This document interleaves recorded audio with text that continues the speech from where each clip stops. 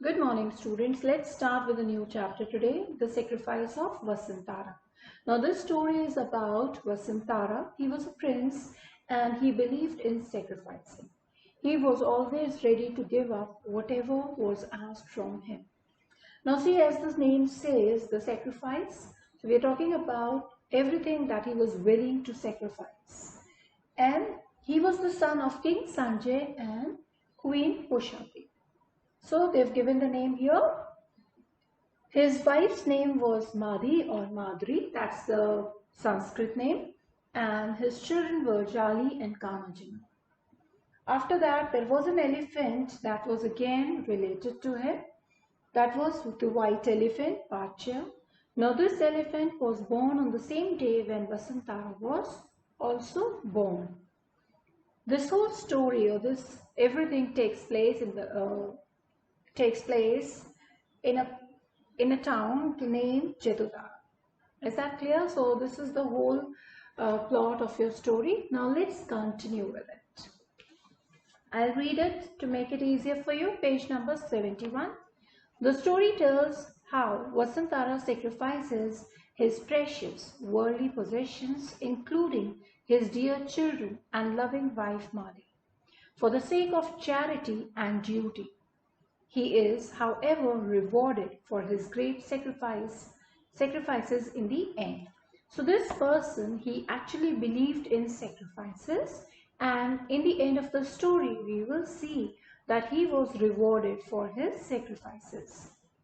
The lineage of the series is best known for its charity and sacrifices in the Indian traditions since time immemorial. Okay, we are talking about the lineage here of civis. Please understand, and these people, they were known for their sacrifice and for charity. Once the Bodhisattva was born as Vasantara. Okay, see, they've given it here. They've given the Sanskrit name as well. You don't have to learn it, but you should know. That is Vishwantara, in the dynasty of the Sivi in the kingdom of Jedudha. King Sanjay was his father and Queen Pushati was his mother. He appeared to be a child prodigy because he spoke on the very day when he was born. Child prodigy here means the person who is born with the powers. And because of that, the day he was born, he started to speak. Now understand, he was born in a family who were well known for their charity and sacrifices. Let's continue. Interestingly, on the same day, a white elephant was also born. This elephant, who was given the name Pacha, was gifted with a supernatural power to make the rainfall. Now this elephant, who was born on the same day, he had the power of bringing the rainfall. Vasantara's passion for charity was so intense that the earth trembled when he pledged to make a great gift at the young age of 8. Now, when he was 8 years old, Vasantara, he actually took a pledge of continuing the act of charity. And the day he took that oath or vow, the day he made that vow, the earth trembled. At 16, now when he was just 16 years old, he married Madhi. The Sanskrit name is Madri. He had 2 children, Jali and Kanajina. At that time, there was a great drought in Kalinga. Now there was a time in Kalinga, there was this drought, right? So 8 Brahmins from Kalinga came to Vasantara to beg for his white elephant to make the rainfall in their country. Now Kalinga maybe was a neighboring place, neighboring country. They came to Jedudha and they wanted the white elephant Pacha so that they can bring rainfall in their country, so that they could have a better crops and all. Vasantara acceded. Acceded means he accepted to their request and donated the elephant.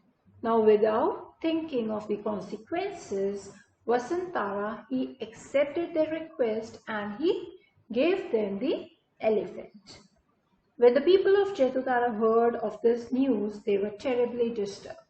Now the people who belonged to his kingdom, Jethutara, they were so disturbed that they really felt bad, and they went to the king. They complained about the prince. Agitatingly, they went to the king and asked him to punish the prince by banishing him to the forest of Vankagiri.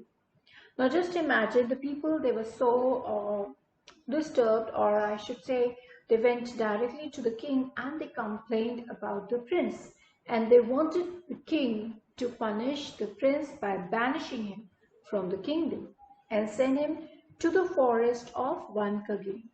I'm sure you remember banishing to the forest means the way they had this story in Ramayana as well, where this Prince Ram was also banished to the forest.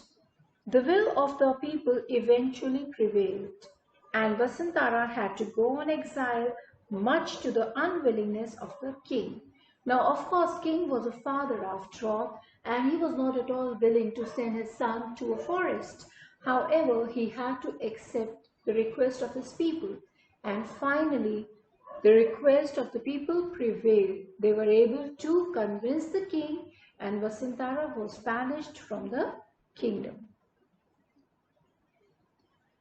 See, we'll continue. Page number 71, last 3 lines. Before setting out, he obtained the king's consent. Consent means he agreed, king agreed to hold an almsgiving ceremony called the Gifts of 700. Okay, it is given here in the bracket in the Sanskrit, Satta Satka. That means, a prince really wanted to give something as gift to his people before he was leaving the kingdom, and the king agreed to it. So what he did, see, on the occasion he gave away, you should know what he gave away, you can underline it. He gave away 700 pieces of 700 kinds of things to the needy people. 700 things of 700 kinds to the needy people. When Vasantara took leave of his parents and was preparing to depart, his wife Madhi insisted to accompany him with her children. We'll continue from here. Give me a minute.